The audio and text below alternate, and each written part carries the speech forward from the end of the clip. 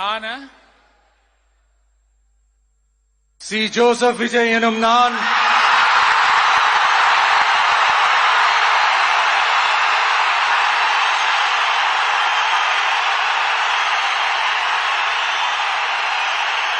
சட்டப்படி அமைக்கப்பெற்ற இந்திய அரசியல் அமைப்பின்பால் உண்மையான நம்பிக்கையும் மாறா பற்றும் கொண்டிருப்பேன் என்றும் இந்திய நாட்டின் ஒப்பில்லாத முழு முதல் ஆட்சியையும் ஒருமையையும் நிலைநிறுத்துவேன் என்றும் தமிழ்நாட்டு அரசின் முதலமைச்சராக உண்மையாகவும் உளச்சான்றின்படியும் என் கடமைகளை நிறைவேற்றுவேன் என்றும்